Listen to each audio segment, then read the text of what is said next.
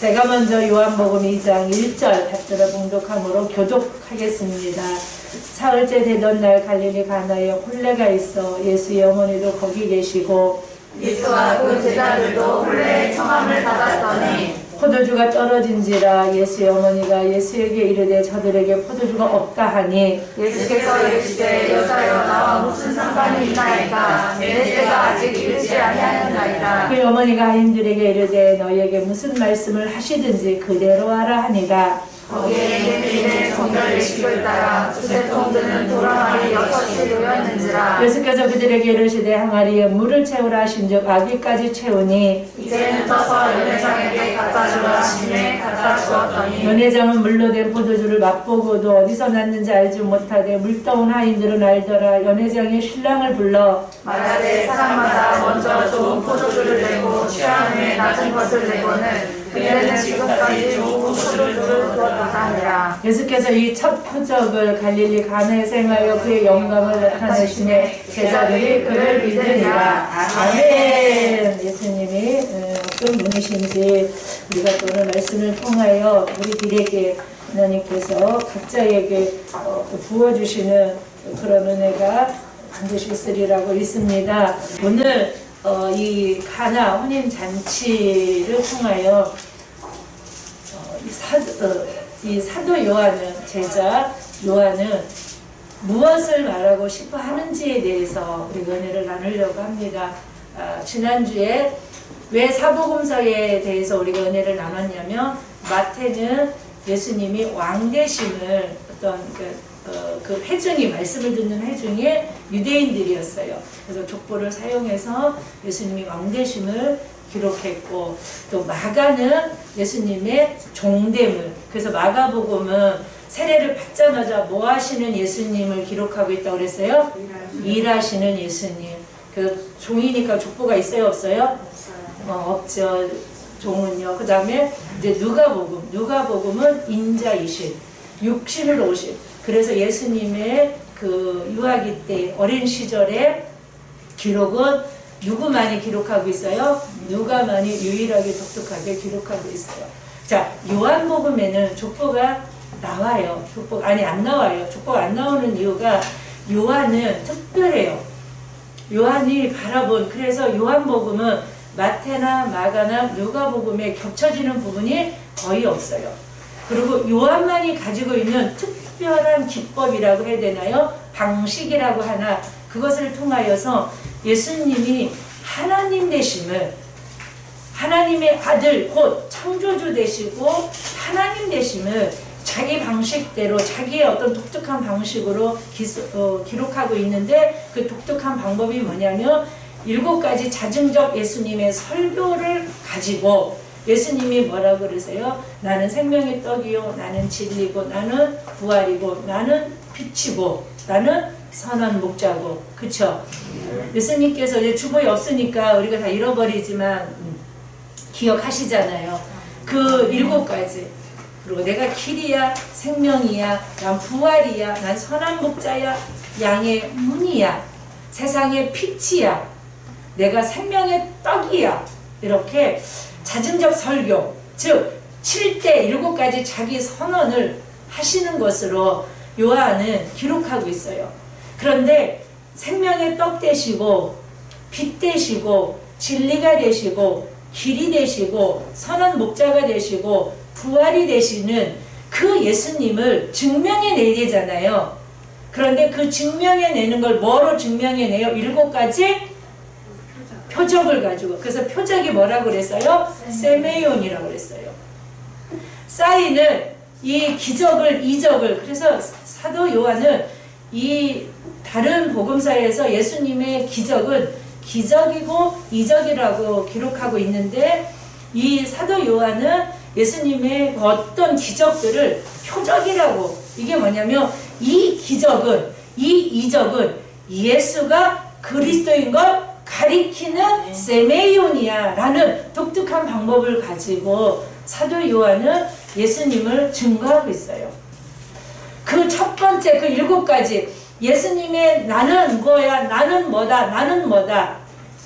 출애굽기를 통하여 여호와께서 하나님께서 나는 여호와라 라고 선언하실 그 선언처럼 예수님 당신도 내가 하나님의 아들 곧 하나님이신 것을 똑같은 하나님의 기법을 통하여서 의도적으로 이렇게 말씀하시고 그 말씀하신 것을 사도 요한은 깨닫고 그것을 그대로 적용하여 기록하는 모습을 볼 수 있고 그 예수님이 나는 뭐뭐라는 그 7대 선언을 증명해내는 표적을 기록하면서 가장 먼저 기록한 표적이 뭐예요? 오늘 본문이에요.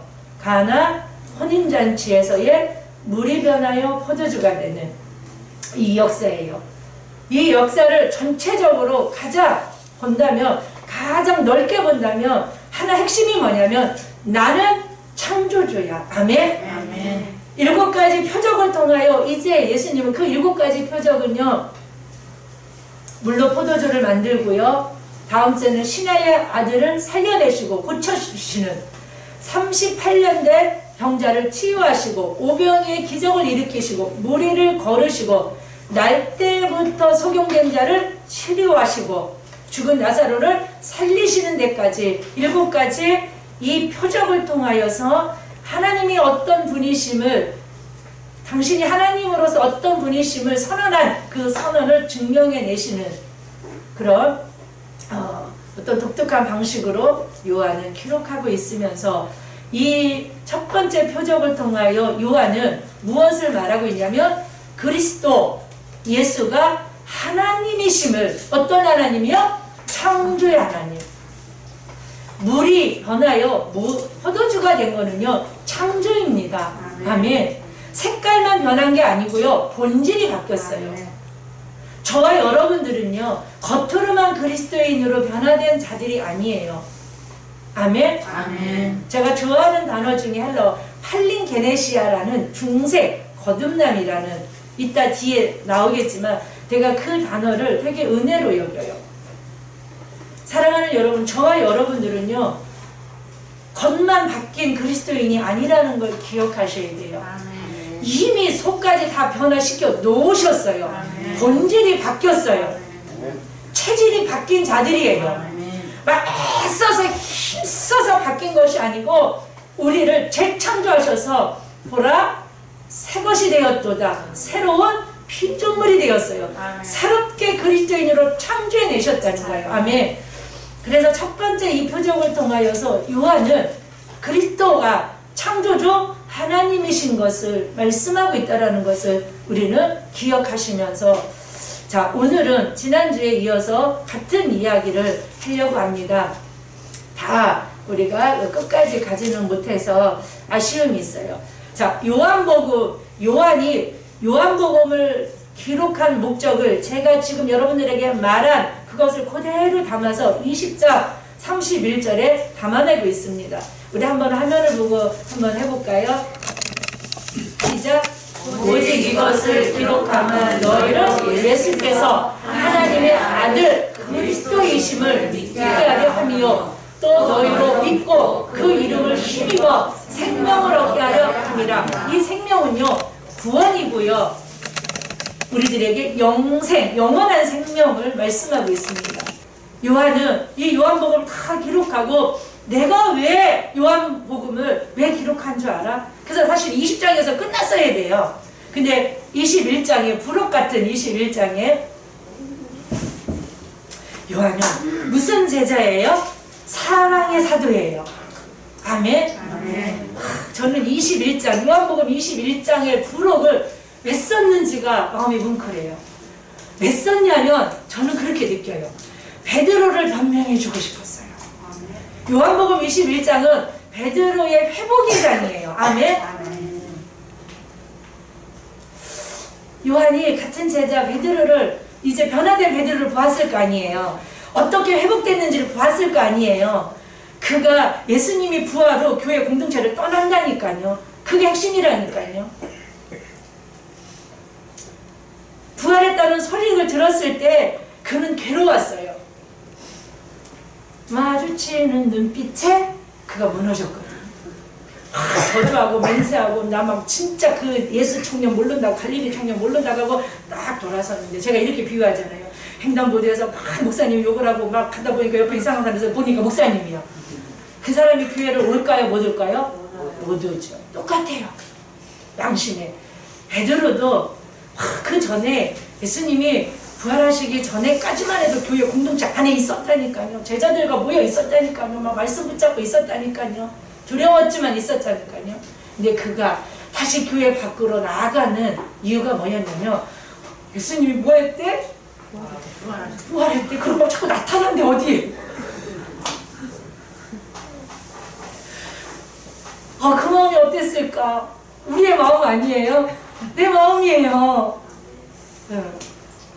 말로는 막 주 어서 오시옵소서 하는데 마라나타 하는데 과연 주님이 오시면 내가 신부로 정조를 지키지 못한 거를 다른 사람은 모르는데 누가 알아요?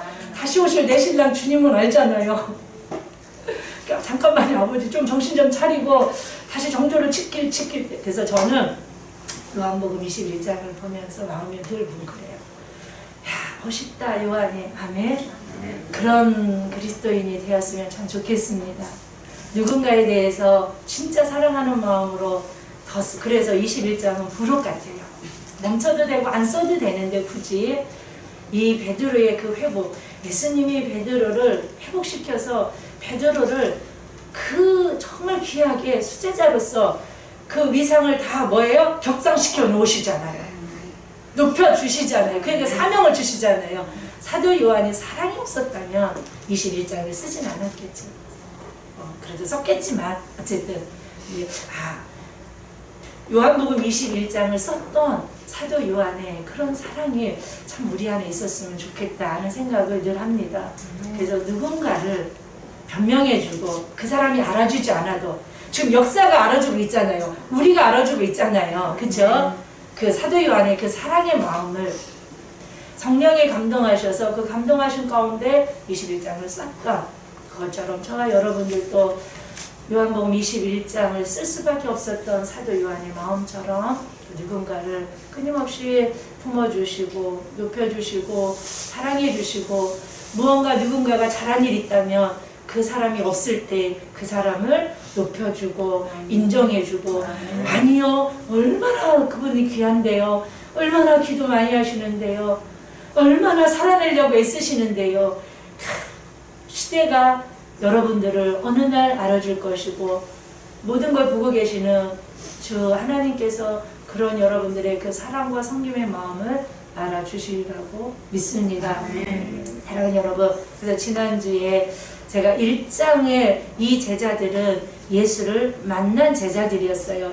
한번 1장 요한복음 1장 40절 볼까요? 1장 40절 제가 그 앞이니까 제가 읽어드릴게요. 40절로 41절. 요한의 말을 듣고 예수를 따르는 두 사람 중에 하나는 시몬 베드로의 형제 안드레라. 이제 안드레와 베드로가 요한의 두 제자였는데 인수를 받았어요. 그런데 이 41절에 보니까 그가 먼저 자기의 형제 시몬을 찾아가 말하되 베드로에게 안드레가 찾아가서 뭐라고 그래요? 우리가 뭐를 만났다? 메시아를 만났다. 메시아를 번역하면 뭐래요? 그리스도. 자, 예수가 그리스도인 것을 이미 이 제자들은 알아요? 몰라요? 알아요. 45절에도 봅시다. 빌립이 나다나엘을 찾아 이르되 모세가 율법에 기록하였고 여러 선지자가 기록한 그 일을 우리가 만났다는 거예요. 근데 그가 누구라는 거예요? 요셉의 아들 나사렛 예수라는 거예요. 근데 나사렛 예수가 율법에 기록하고 선지자들이 예언한 메시아라는 것을 안다는 것은요 하나님의 영광의 임재가 아니면 이들이 알 수 있어요 없어요? 없습니다. 왜 기독교를 계시의 종교라고 하냐면 예수가 그리스도라는 것을 믿어지는 것은요 계시, 커튼을 열다라는 뜻이라고 그랬죠.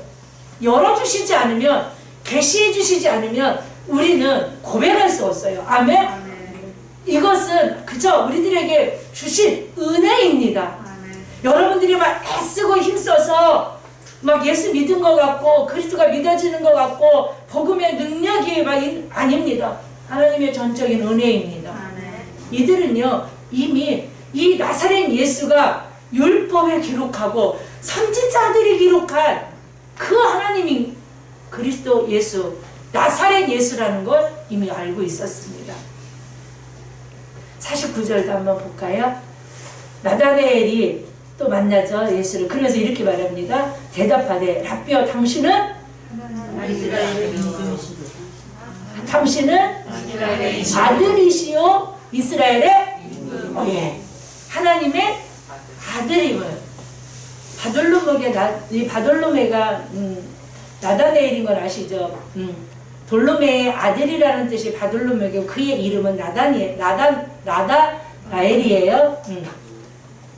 이 5 제자는 나사렛 예수가 그리스도이고 그에게 예언된 메시아인 걸 알았어요, 몰랐어요? 알았어요. 그런데 오늘 이 표적의 이유에 대해서 이렇게 말씀하고 있어요. 11절, 그쵸? 예수께서 이 첫 표적은 갈릴리 가나에서 행하여 그의 영광을 나타내시고 제자들이 그를 믿으리라. 자, 그래서 지난주에 이렇게 우리가 은혜를 나누었어요. 우리 인생 가운데 발생되어지는 문제는 나의 신앙을 뭐하기 위함이다? 할렐루야. 목회할 만나요. 설교할 만나요. 네. 여러분 인생에, 내 인생에 발생되어지는 문제들이 날마다 있을 수 있고, 큰 문제도 있을 수 있고, 작은 문제도 있을 수 있고, 내가 생각하기에 내가 감당할 수 없는 일 같은 것도 생길 수 있어요. 자, 그때가 어떤 때라고요? 내 신앙이 업그레이드 될 때예요. 그래서 인생에, 그리스도인들에게 인생의 문제는 2 가지로 나타나요. 어떤 사람은 그 돌뿌리에 걸려서 넘어지는 사람이 있고요. 어떤 사람은 그래, 내 인생에 이런 문제가 생겼어. 죽을 것 같은 문제, 도저히 안 될 것 같은 문제가 생겼어. 딛고 일어나면 되지. 아멘. 아멘. 그게 쉽지는 않아요. 그런데 말씀이 있잖아요. 말씀의 능력을 믿잖아요.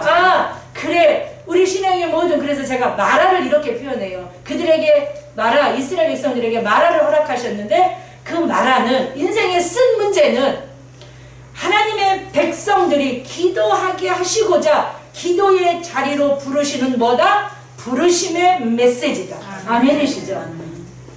여러분, 우리들에게 허락된 모든 인생의 개인의 역사 속에는 우연이 있다 없다?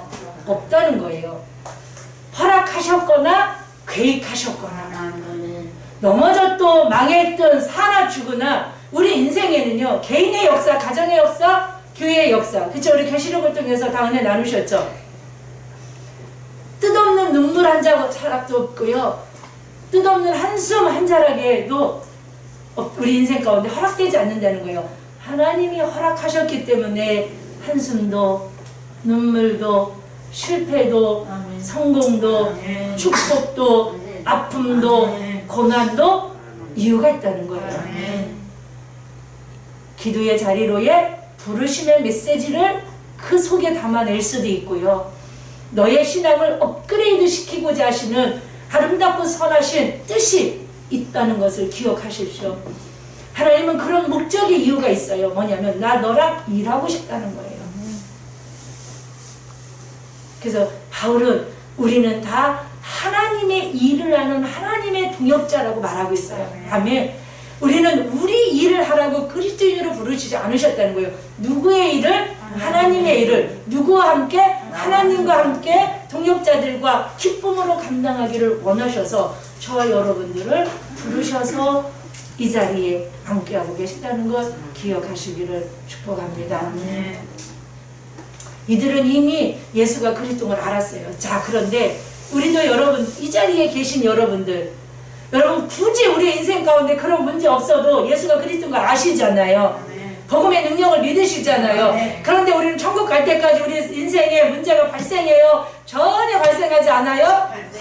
한 달에 한 번 발생해요? 1년에 한 번 발생해요? 3번 매일 발생해요? 거의 매일 발생해요. 아멘? 그 이유가 네가 아는 복음 알아. 너 나 믿는 거 알고, 나 사랑하는 거 알고, 교회에 헌신하는 거 알고, 내 나라에 비전이 있는 거 알고, 네 꿈이, 하나님의 꿈이 너의 비전이 되어서 그걸 가지고 기도하고 소원을 붓는 것도 알아. 그런데 너 뭐 해야 돼? 업그레이드 돼. 영적인 레벨이 올라갈 수 있는, 참고 견디면요 업그레이드 된다 안 된다? 된다. 된다. 하나님이 되게 하셔요. 그래서 우리의 몫은 참고 견디고 이기고 기다리며 기도하는 거. 그럼 하나님이 우리를 그렇게 이끌어가고 나아가시는 줄 믿습니다. 왜 혼인잔치에 이 이야기를 가지고 사도 요한은 첫 표적으로 삼았을까? 창조주이신 그리스도를 통하여 우리는 새 창조된 하나님의 자녀들인 줄 믿습니다. 그러면 우리가 살아가야 되는 삶 속에 우리들에게 필요한 것이 뭐냐면 하늘의 기쁨이에요. 하나님이 부어주실 그리스도인으로서 누려야 되는 하늘의 기쁨으로 살아갈 자들이어야 된다는 거예요. 그런데 우리는 새롭게 창조된 새로운 피조물이라면 우리가 살아갈 때 맛보아 알 수 있는 기쁨도 우리 안에 하나님이신 그리스도 예수가 그 기쁨을 뭐 해주셔야 돼요? 창조해 주시고 부어주시고 채워주셔야만이 맛볼 수 있는 거예요. 아멘. 우리는 천국 잔치에 택함을 받은 아멘? 아멘. 선택된 하나님의 자녀들이에요. 그래서 우리는 잔치집에 있는 자들이에요. 아멘. 하나님 부르셨잖아요. 하도 막 이 사람 저 사람 다 불렀더니 뭐 누군가는 장가가야 돼서 소를 사서 밭을 사서 못 온대.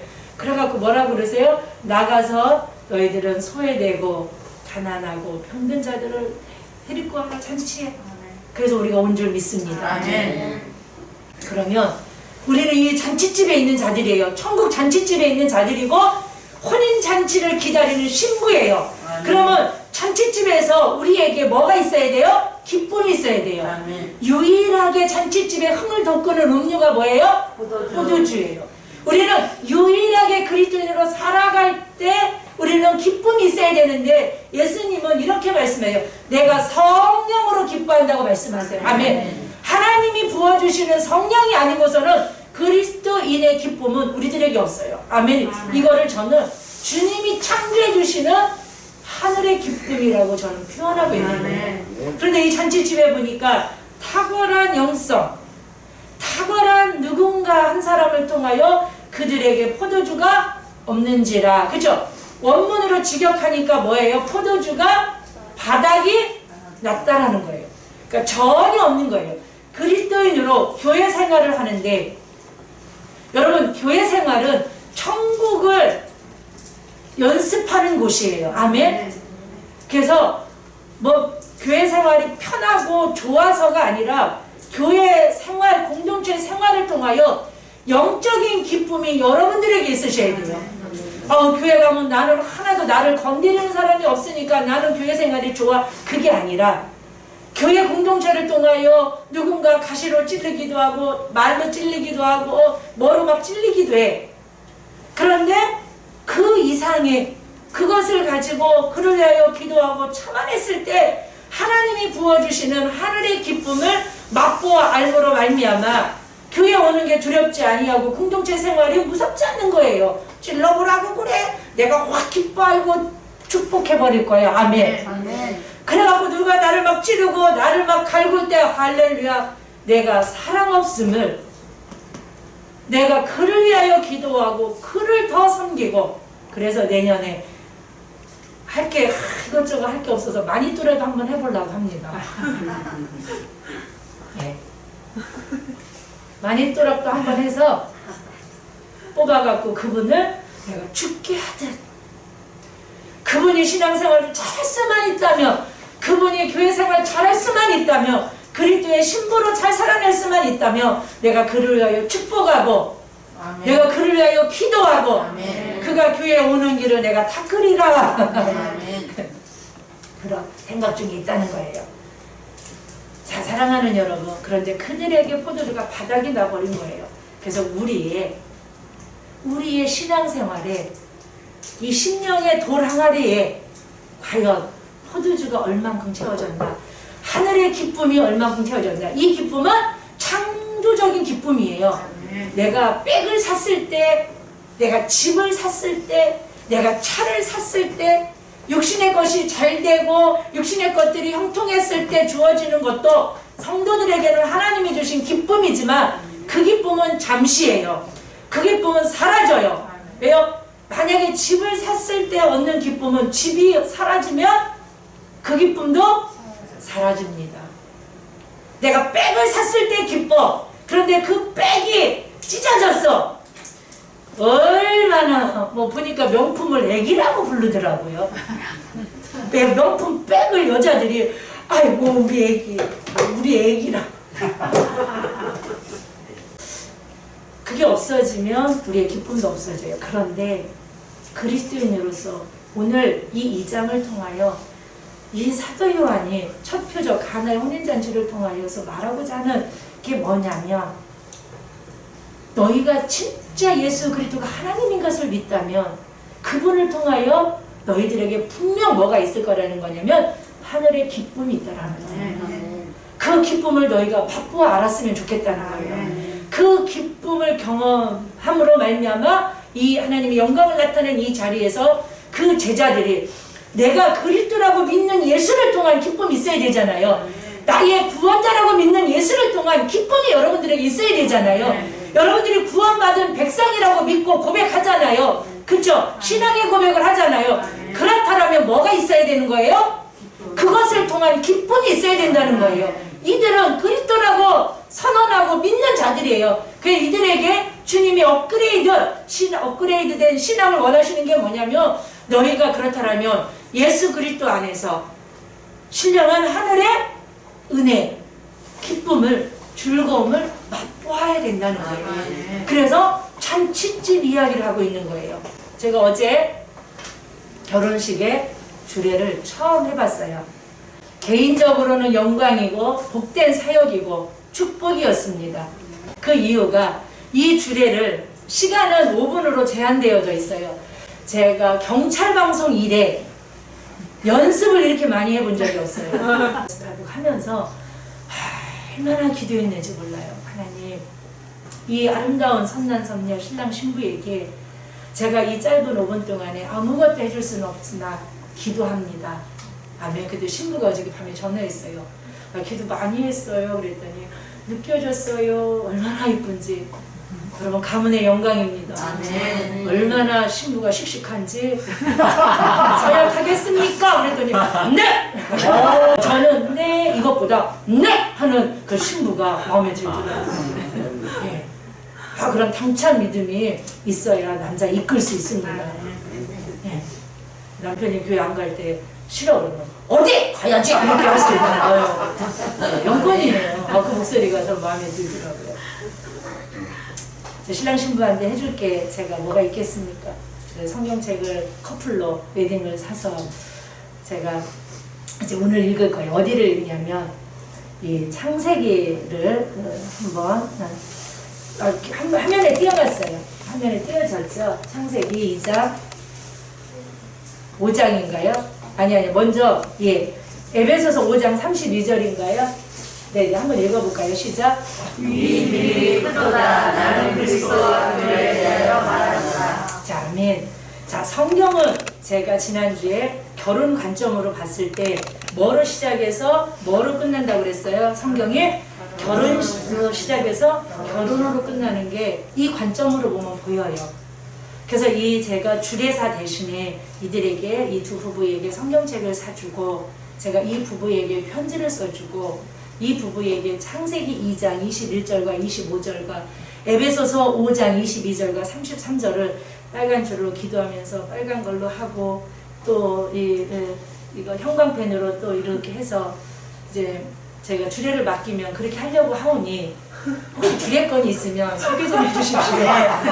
우리 자매들도 얼른 결혼하셔서 근데 그걸 하면서 마음이 참 뭉클했고 은혜가 되었어요. 에베소서는 교회론이라고 말씀드렸잖아요. 교회에 대해서 막 이야기를 합니다. 그래서 에베소서 5장 22절은 아내들이여 하면서 남편들에게 복종하라. 죽게 하듯까지 복종하라고 말씀하시고 25절에서는 남편들아 아내 사랑하기를 그리스도께서 교회를 사랑하시고 교회를 위하여 자신을 드림과 같이 하라.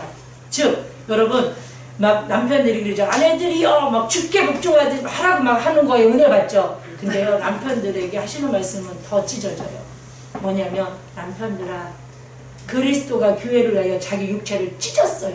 아멘. 그래서 남편들은요 아내 사랑하기를요 내 몸을 찢어서 죽기까지 사랑할 수 있는 은혜가 있어요. 아멘. 하나만 알아서 죽게 복종하듯이 해. 다 데리고 와야 돼요 남편들. 성경에 보면 남편은 아내 사랑하기를 그리스도가 교회를 사랑하여 자기 자신을 내어줌. 이게 뭐예요? 자기의 육체를 찢고 물과 피를 다 쏟아 그리스도께서 교회를 살리신 것처럼 아멘. 이렇게 사랑해야 돼. 나를 해서 땀 흘려 설거지 해야 돼. 땀 흘려 나가 돈 벌어야 돼. 여성분들이 아멘이 막 이렇게 오시잖아요. 그러면서 바울이 이렇게 말하는 거예요. 내가 지금 남자 여자 부부 이야기를 하는 게 아니야. 이 비밀이 커. 어떤 비밀이냐면요. 남자 여자 부부 속에 담겨놓은 하나님이 비밀이 크다는 거예요. 이 비밀 속에 뭐가 있냐면 그리스도와 교회의 관계에 대한 이야기를 하는 거예요. 즉, 이 부부 관계 속에 뭐가 있냐면 하나님과 성도의 관계에 대해서 이야기를 하고 있다라고 말씀하시는 거예요. 아멘. 창세기 1장을 보면요. 자, 제가 그 다음 게 뭐예요? 화면에 제가 넘긴 자 읽어볼까요? 시작. 아담이 모든 가축과 공중의 새와 들의 모든 짐승의 이름을 주니라. 아담이 돕는 배필이 없으므로 여호와 하나님이 아담을 깊이 잠들게 하시니 잠들매 그가 다윗 하나를 취하여 살로 다시 채우시고 여호와 하나님이 아담에게 취하신 그 다윗의 여자를 닮은 그를 아담에게로 이끌어 오시니. 자 이게 결혼식이에요. 아담과 하와 결혼식이죠. 아멘. 예. 아담을 죽여서 하와가 나온 거예요. 아멘. 원문에 보면 아담이 잠들었다라가 원문에는요 죽음하고 똑같아요. 잠들다가 아담이 죽어야 하와 생명이 나와요. 그래서 하와는 생명이라는 뜻이에요. 여러분들이 죽지 않으면 어떤 한 생명의 구원의 역사를 이루는데 우리가 통로로 받을 수 없어요. 예수가 나를 위하여 죽으심으로 나를 살리신 것처럼 여러분들도 누군가 생명의 역사, 구원의 역사를 있기를 원하신다면 여러분들이 요한복음 12장 말씀처럼 한 알의 땅이 미리 땅에 떨어져 죽지 않으면 열매를 맺을 수 없다 하듯이 여러분들의 어떤 구원의 생명의 역사가 여러분들 통하여 이루어지기를 원한다면 죽으십시오. 아멘. 죽지 않으니까 생명의 역사가 우리를 통하여 나타나지 않는다는 거예요. 자, 만들고 나서 화면 열어주세요. 아까 보니까 만들어 놓고 하얀 드레스를 입혔을지는 모르지만 성경이 없으니까 딴딴따단 하고 신부의 아버지가 신부를 데리고 누구에게로 가요? 이 장면이에요. 여기서 유래된 결혼식이에요. 신랑에게 신부 아버지가 신부를 하나님 아버지가 만드신 그 신부 아하를 데리고 누구에게로 이끌어와요? 어떻게 이끌어와요? 사랑하는 여러분, 자 이게 중요한 게 아니고 이렇게 하나님은 끌고 오셔서 뭘 만들어요? 부부를 만드셔요. 중요한 게 있어요. 이렇게 부부, 남자와 여자를 결혼을 통해서 결혼이라는 제도를 통하여 한 가정을 이루게 하셔요. 그래서 창세기 1장 27절을 보면 자 보세요. 하나님이 자기 형상과 하나님의 형상대로 사람을 창조하시되 남자와 여자를 다 이제 혼자 독차하는 것이 좋지 않으셔서 하나님이 아담을 잠들게 죽이시고 갈비뼈를 빼서 하와 생명을 잉태하셨어요. 그래갖고 둘이가 뭐가 됐어요? 하나가 됐어요. 부부가 남자 여자가 결혼해서 한 가정을 이루어요. 최초의 주례사가 뭐냐면 너희는 부모를 떠나 한 몸이 될지라. 이게 최초의 주례사예요. 아멘? 아멘. 부모를 떠나야 돼요. 못 떠나면 부모가 떠나 보내줄 수 있으셔야 돼요. 몸도 마음도 재정까지. 최초의 하나님의 주례사가 뭐냐면 너희가 부모를 떠나 한 몸을 이룰지니라. 이게 안전한 온전한 가정이에요. 그러고 나셔서 그 남자와 여자 하나님이 끌고 가셔서 부부를 만들어 놓으셨죠. 그러고 나서 창세기 1장 28절에 복을 주셔요. 시작. 하나님이 그들에게 복을 주시며 하나님이 그들에게 이르시되 생육하고 번성하여 땅에 충만하는 땅을 정복하라. 바다에 물고기 하늘에 새와 땅을 지는 모든 생물을 다스리게. 자, 우리는 창세기 1장 28절에만 늘 집중해요. 근데 그 27절이 뭐예요? 남자와 여자를 창조하시고 뭐가 되었어요? 주님이 끌고 오셔서 부부가 되었고, 부부가 되었으니까 뭐 공동체가 이루어진 거예요? 가정 공동체가 이루어진 거예요. 그 가정에 하나님이 주신 사명이 뭐냐면 생육하고 번성하고 충만하고 정복하고 다스려라. 사명과 축복이 같이, 명령과 약속이 같이 가는 것이 창조의 기쁨이에요. 창조의 축복이에요. 이것이 이렇게 시작하는 것이 성경입니다. 이걸 시작하는 것이 하나님의 나라의 역사입니다. 그런데 이게 어떻게 깨져요? 죄로 인해 깨졌어요. 자, 계시록은 뭘로 끝난다고 그랬어요? 결혼으로 끝난다고 말씀을 드렸어요. 자, 사랑하는 여러분, 계시록 그 뒤에 한번 영상, 계시록 21장 2절, 또 내가 보매 거룩한 성 새 예루살렘이 하나님께로부터 하늘에서 내려오니 그 준비한 것이 신부가 남편을 위하여 단장한 것 같더라. 그 다음 거요. 자, 7 대접을 가지고 마지막 7 재앙을 담은 7 천사 중 하나가 나와서 내게 말해 이르되 이리 오라. 내가 신부 곧 어린 양의 아내를 내게 보이리라. 주님을 만나는 날 우리는 지금 신부로 살아가지만 만날 때 뭐로 만나요? 아내로 만나는 거예요. 신부의 과정을 거쳐서 우리는 지금 신부 수업을 하고 있는 신부들이고 나중에 계시록에 가니까 아내로 되어서 어린 양을 만나는데, 자, 마지막 되게 중요해요. 시작. 성령과 신부가 말씀하시기를. 자, 여기까지 칠게요. 성령과 신부가 뭐가 되었어요? 연합된 완전한 신비의 역사를 이루었어요. 계시록은 어떻게 끝나요? 성도와 신부인 성도와 어린 양 예수, 신랑인 어린 양 예수와 만나서 혼인잔치를 통하여서 온전한 부모를 떠나 뭐가 될지라? 한 몸이 될지라. 신랑 신부가 돼서 한 몸이 되는 한 연합의 상태를 통하여서 온전한 창조의 역사를 이루시는 하나님의 구원의 성취를 우리는 창세기부터 계시록까지 이런 눈으로 바라볼 때 여러분들에게 하나님은 이것을 통하여 주시고자 하는 메시지가 여러분들 속에 있기를 원하시는 줄 믿습니다. 자, 중생. 이제 마지막 아마 그쵸? 네, 중생이 한번 헬라어인데 어렵지만 읽어볼게요. 팔링 게네시아. 이게 연합의 복합어긴 한데요. 자, 무슨 뜻이에요? 거듭나다, 다시 태어나다, 죄와 허물로 죽은 영혼이 다시 살아나. 이게 중생이고 이것이 거듭남이고 팔링 게네시아예요. 이것이 뭐냐면 우리는 새로운 뭐가 되었다라는 거예요? 피조물이 되었다는 거예요. 그래서 이제 우리가 살아가야 될 근거는 뭐냐면 돌 항아리 같은 우리 안에 뭐가 있어야 되냐면 하늘의 기쁨이 있어야 되는 거예요.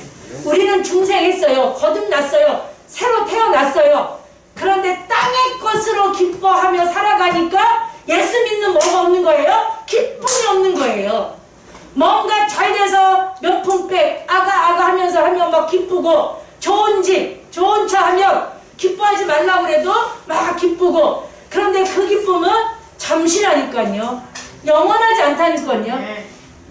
우리는 새로운 중생, 거듭난 새로 창조된 피조물들이에요. 그럼 우리 안에 주님은 이 혼인잔치에 뭐가 떨어진 거예요? 포도주가 없는지라. 하나님이 주신 하늘의 기쁨이 전혀 없는 거예요. 우리는 천국 잔치집에 초대받은 손님들이에요.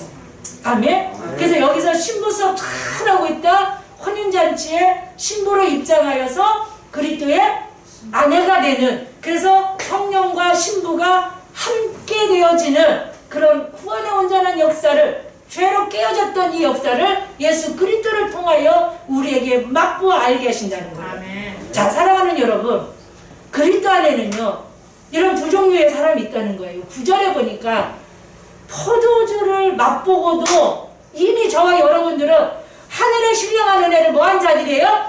맛본 자들이에요. 이미 맛보셨어요. 아멘. 그런데 연회장은 이 포도주를 보고도 알지 못하고, 수종든 하인들은 이 포도주가 얼마나 맛있는 포도주, 어떻게 변했는지 안다는 거예요. 저희들은요, 왜 이 하인들이 알아요? 수종 들었거든요. 순종했거든요. 그래서 이 포도주가 어떤 역사로 지금 이렇게 맛있는지 안다는 거예요. 여러분, 신앙생활을 하면서도 우리 안에 기쁨이 전혀 없고 현상과 상황과 현실을 통하여 기쁨이 있대야. 그런데 알 수 없는 거예요. 연회장 같이. 맛보고도 몰라요. 이 기쁨이 뭔지 우리는 이미 맛본 자들이에요. 아실 수 있어야 돼요. 30일 특별 작정 기도회를 했어요. 우리 교회가 마지막 날 한 분이 오셨어요. 그래서 30일 작정 마지막 날 하고 그분이 강대상에 올라오셨어요. 작정 기도 끝나면 꼭 강대상에 올라오셔서 기도를 받으시거든요. 목사님 기도해 주세요. 그 뭐라고 해드릴까요? 그러면 그냥 알아서 해주세요. 기도. 근데 하나님이 그분에게 뭘 약속하시냐면 만선의 축복을 약속하시는 거예요. 아멘. 근데 저도 몰라요. 누구만 알겠습니까? 그분에게 만선의 축복을 허락하신 하나님밖에 알 수 없어요. 아멘. 왜요? 그분이 받들어 순종했거든요. 30일 동안 시간 드리고요, 물질 드리고요, 몸 드리고요, 수고하고요, 헌신하고요, 애썼습니다. 가정에서도 똑같이 그렇게 하신 분들한테도 통일한 은혜가 임하는 줄 믿습니다. 여러분 30일 특별 작정 한 주도 모를 수도 있고요, 그날 끝난지 모를 수도 있고요.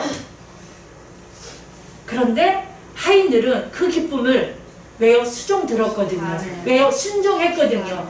하늘의 기쁨은요, 우리가 수종들지 않으면요, 우리가 받들어 순종하지 않으면요, 어떤 예언, 어떤 말씀의 약속, 내가 그 말씀 안다고 그 기쁨이 이루어지진 않습니다. 아멘?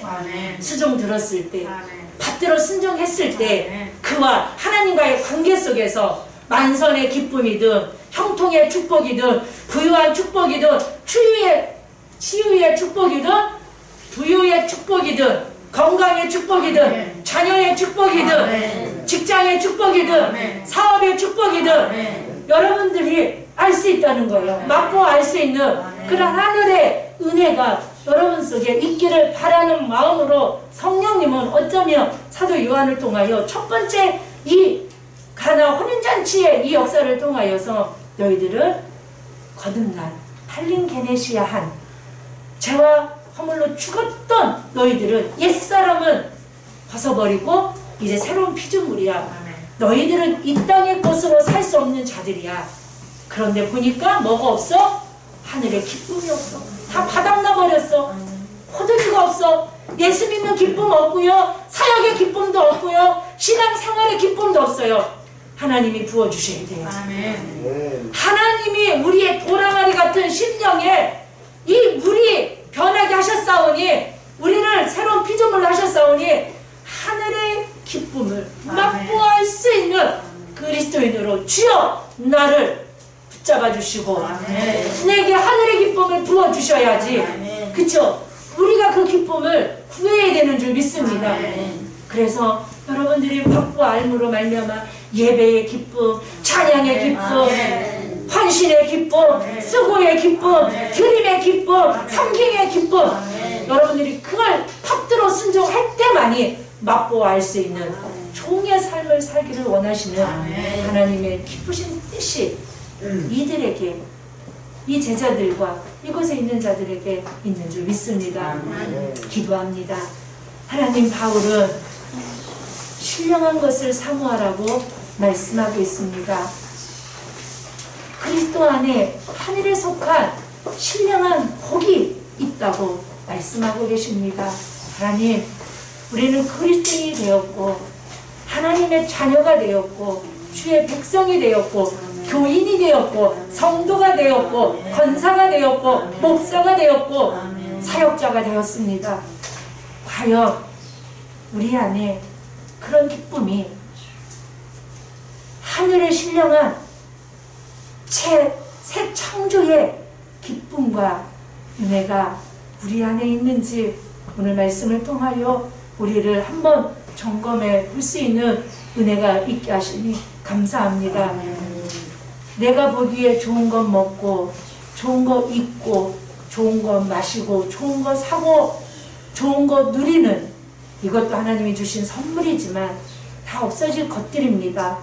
이것으로 나의 기쁨이 영원하지 않다는 걸 우리 모두가 깨닫게 하시고, 우리 돌 항아리 같은 우리 인생에 그 맹물 같은 기쁨이 없는, 이미 포도주는 다 바닥나고, 그래서 주께서 그리스도 창조주로 나를 만나 주셨사오니 하나님, 새로운 기쁨이 내 안에 창조되게 하여 주시옵소서. 하나님 아버지의 사랑하심과 성령님의 내주교통 충만하신 성령을 통한 기름 부으심에 아름답고 부유하고 풍성한 축복의 역사하심이 오늘도 예수님이 누구신지, 요한복음 2장을 통하여 가나안 혼인잔치를 통하여 그리스도가 창조주 하나님이신 것을 깨닫고 그분께 부어지는 창조적 기쁨이 우리 안에 있음을 알고 그 기쁨을 맛보아 알고 돌아가는 귀한 성도들, 머리머리 의회와 몸된 교회와 대한민국과 10명 가운데